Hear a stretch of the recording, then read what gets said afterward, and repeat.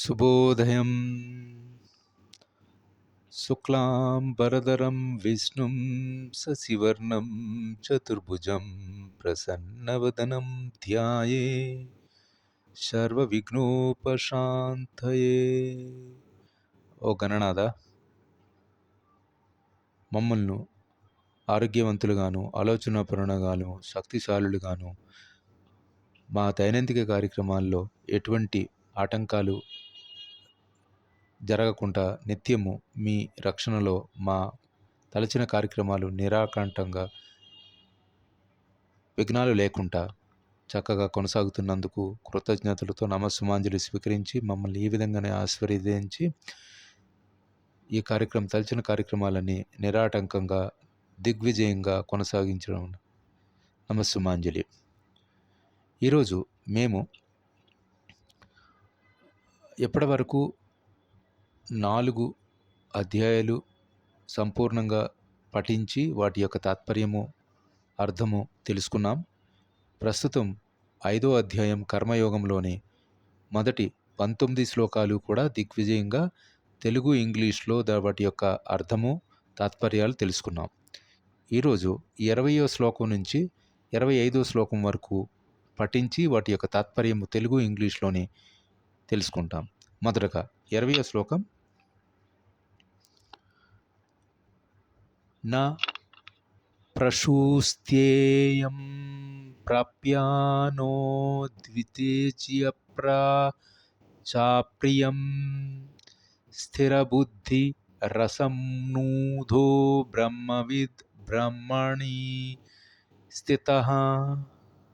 ఈ 20వ శ్లోకం యొక్క అర్థం ఏం చెప్తుందంటే, ఎవడైనా ప్రియమైనది లభించినప్పుడు ఉప్పొంగుట గాని, అప్రియమైన దానిని పొందినప్పుడు శోకించుట గాని చేయరాదని స్థిరమైన బుద్ధిని కలిగినవాడు, మోహరహితుడు,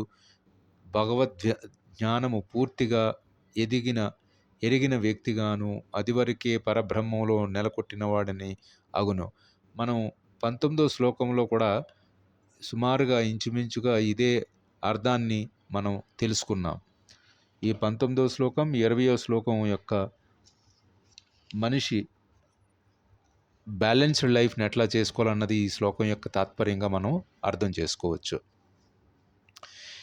in the verse from 20 to 25 in the 5th chapter of Bhagavad Gita, Karma-yogam, Brahma Sthiti, Lord Krishna describes the state of Brahma Sthiti being established in the divine. He explains that how a yogi finds happiness within, becomes free from dualities of pleasure and pain, and works for the welfare of all living beings. With this context, the verse 20 is conveying a person who is neither rejoice upon achieving something pleasant nor laments upon obtaining something unpleasant, who is self-intelligent, who is unbewildered, and who knows the signs of God, is already situated in the transcendence. This is the meaning which we can understand from the verse 20 from the chapter 5.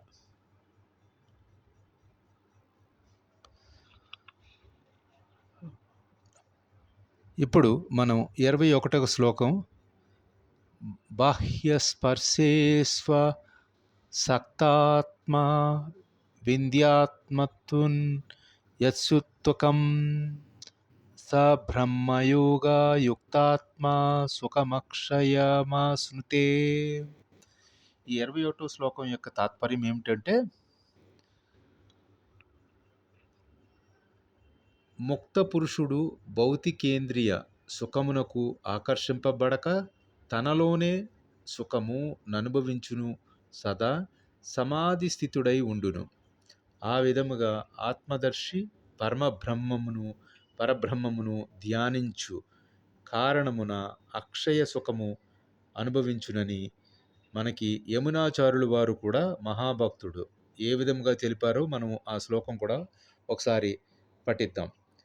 యదవదా యదవధీ మమ చేతః కృష్ణ పదార్థ విందే నవనవారసధామన్యుంతత్యం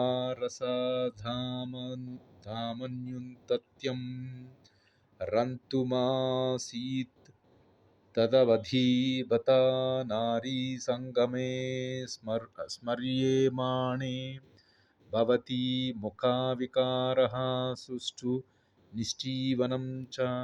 శ్రీకృష్ణ భగవానుడు దివ్యమైన ప్రేమయుక్త సేవలో నెలకొన్న అతనిలోని నిత్య నూతన ఆనందమును నేను అనుభూతి చెందుచుంటిని కనుక ఎప్పుడైనను మైథున సుఖభావన కలిగినతో అభిరుచియే ముఖార వికరముగా కలిగి నేను ఆ భావంపై ఉమ్మివేయుదును.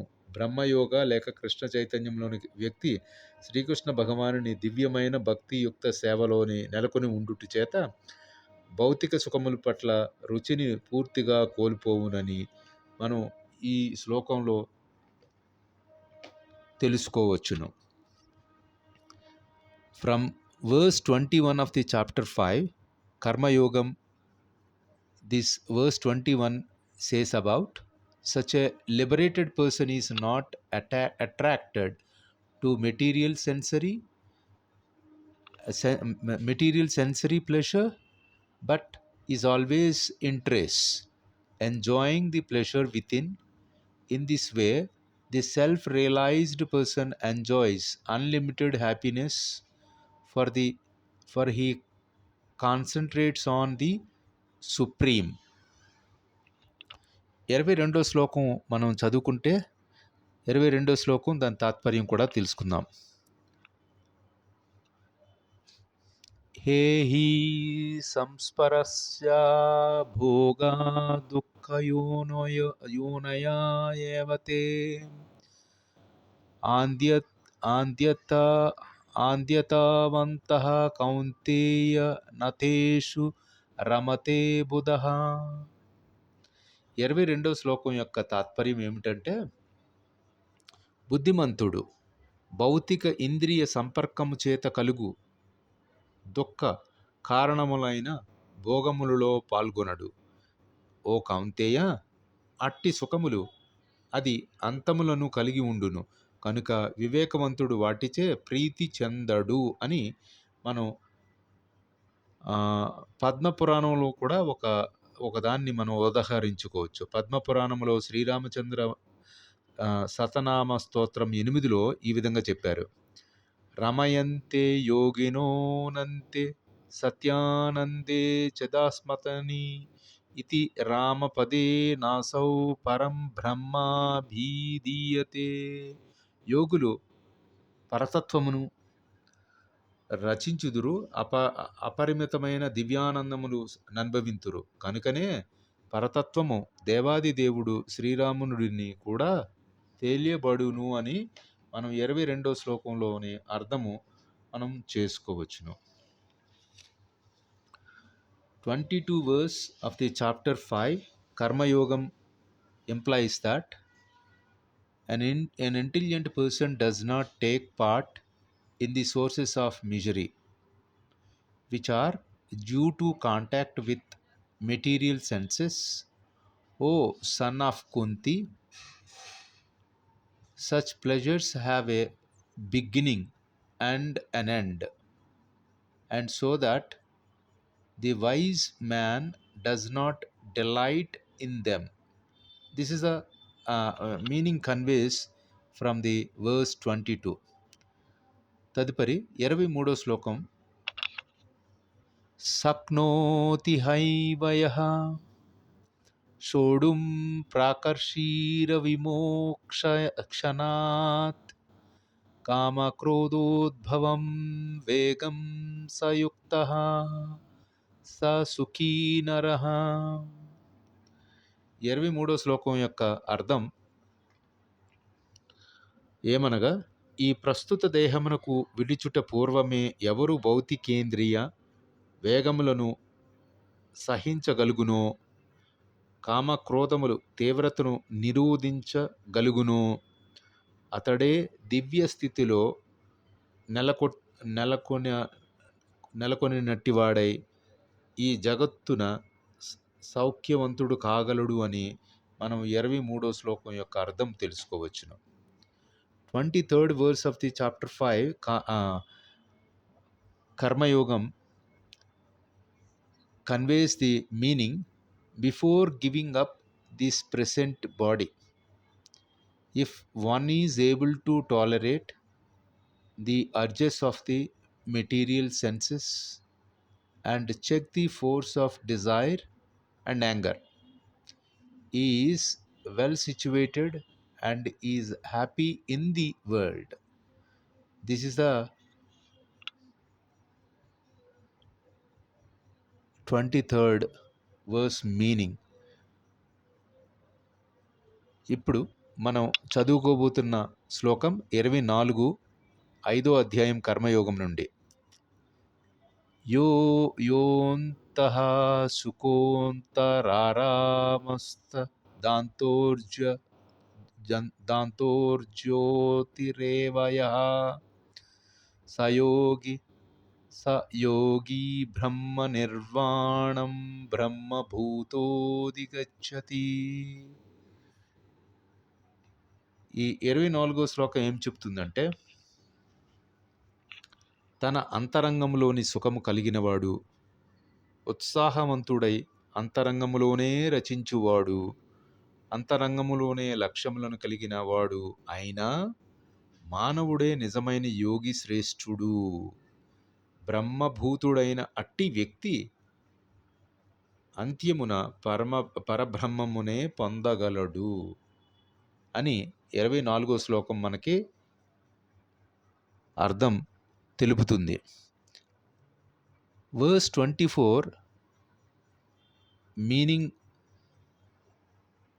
follows like this: one whose happiness is within, who is active within, and who rejoices within and is illuminated within is actually the perfect mystic.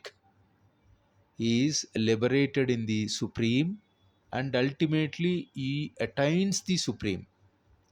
This is what we are understanding from the verse 24 of the chapter 5 Karma Yogam of the Bhagavad Gita.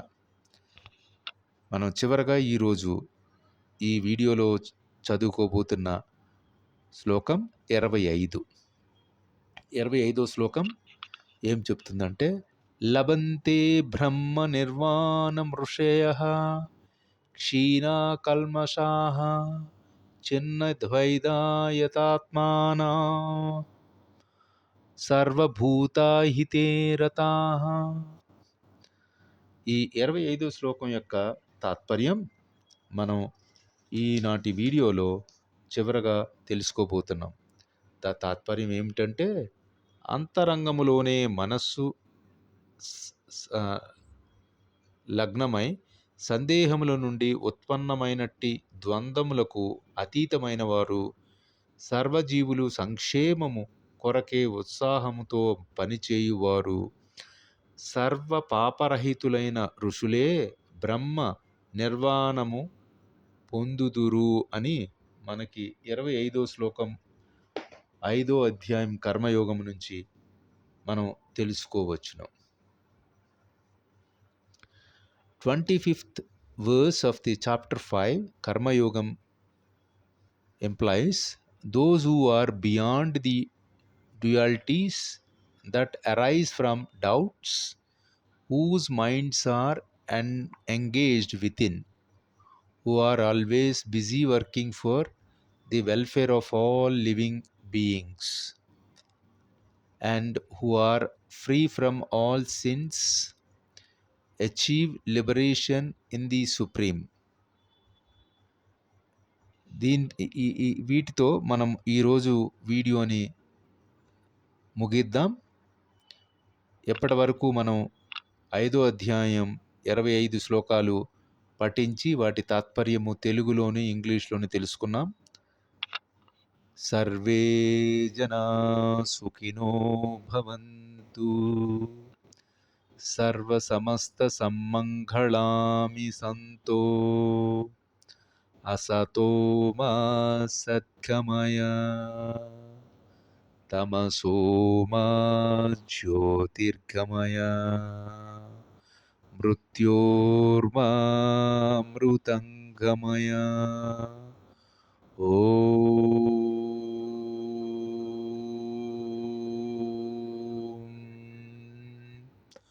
శాంతి శాంతి శాంతి. స్వస్తి.